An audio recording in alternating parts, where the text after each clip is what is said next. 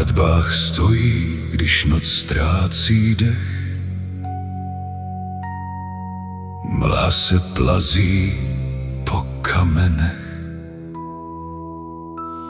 Poslední hvězdy hasnou nad věží a něco cizího tam nehybně leží. Plášť černý jak popel po dávných ranách, oči jak studny po mrtvých stranách. Stráže se křižují, šeptají v tmách, ten muž se nevrací z lidských bran. A světlo pochodní uhýbá stranou, měsíc mu nedá tvář ani stín, jen prázdná zem pod jeho nohama a ticho, co bolí víc než křik. Muž bez stínu kráčí mlhou, nese v očích ravenův prach.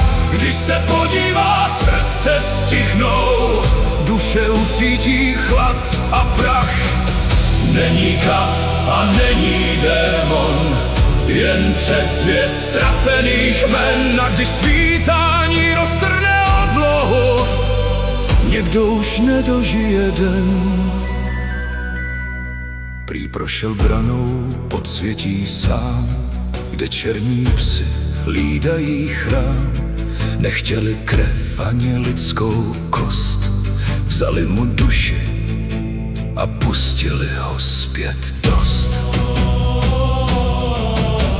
Od té chvíle nepatří nikam ani mrtvým, ani živým dnům. Jeho dech je studený jako řeka, co vede mrtvé k ravenovým snům.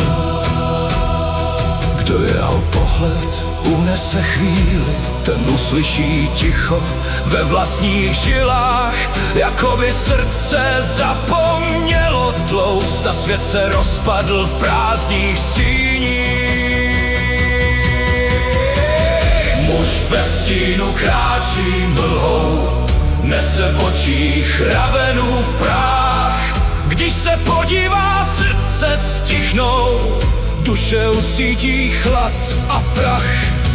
Není kat a není démon, jen předzvěst ztracených men. A když svítání roztrhne oblohu, někdo už nedožije den. Vrať se zpět, šeptají zdi, raven si bere, co kdysi zbylo. Černí psi dál hlídají brány, kde lidské světlo navždy schnilo. Ještě jeden život, ještě jeden dech. Volá noc z prázdných věží a muž bez stínu dál stojí sám, protože nic jiného mu nezbývá, než přežít. Muž bez stínu chodí dál tmou, sbírá úlomky z cizích strát. Každá smrt je krokem domů, každý pohled další pád. Až bude jeho duše celá, až poslední dluh splatí svět, Ravenova brána se otevře znovu a někdo už ji nezavře zpět.